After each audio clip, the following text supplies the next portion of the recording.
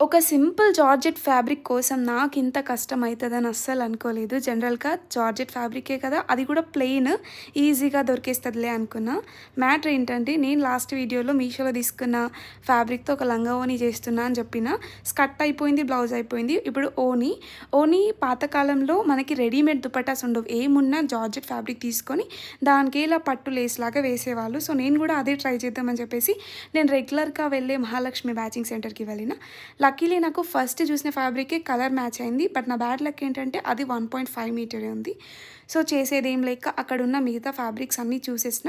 నేనెప్పుడు కూడా సెకండ్ ఆప్షన్‌లా గుజరాత్ పెట్టుకుంటా. సో, గుజరాత్‌కి కూడా వెళ్ళిన. అక్కడ అన్ని ప్లెయిన్ ఫ్యాబ్రిక్స్ కనిపిస్తున్నాయి. బట్ అందులో ఒక్కటి కూడా జార్జెట్ లేదు. అండ్ నాకు కావాల్సిన కలర్ లేదు. సో, నెక్స్ట్ రాజారాంకెళ్ళిన. అక్కడ ఎంట్రీలోనే అసలు ఆ ఫ్యాబ్రిక్స్ రావట్లేదు అన్నారు. ఆపోజిట్‌లో మహాదేవ్‌లో ట్రై చేసిన కలర్ లేదు. అంబికా క్లోజ్ ఉండే. దానికి ఆపోజిట్‌లోనే ఫ్యాబ్రిక్ హౌస్ ఉండే. అందులో అసలు ఆ కలర్ ఆ దుపట్టా లేదు. లక్కీలీ నాకు వెంకటేశ్వర పక్కనున్న తులసిలో దొరికింది. సేమ్ కలర్ ఉంది అండ్ పర్ఫెక్ట్ మ్యాచ్ ఉంది. బట్ నాకు వాళ్ళు బండిల్ మొత్తం ఇస్తా అన్నారు.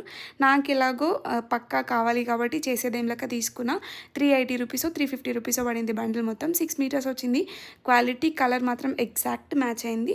అండ్ నాకు కంప్లీట్ అవుట్‌పుట్ చూడాలి అంటే పార్ట్ 3 కోసం వెయిట్ చేయండి. అప్పటిదాకా నా ఛానల్‌ని సబ్స్క్రైబ్ చేసుకొని పాత వీడియోస్‌కి లైక్ చేయండి. నా ఓల్డ్ వీడియోలో ఇది స్కర్ట్ వీడియో ఉంటది. వెళ్ళి చూడండి. Thank you for watching and do subscribe. Bye bye.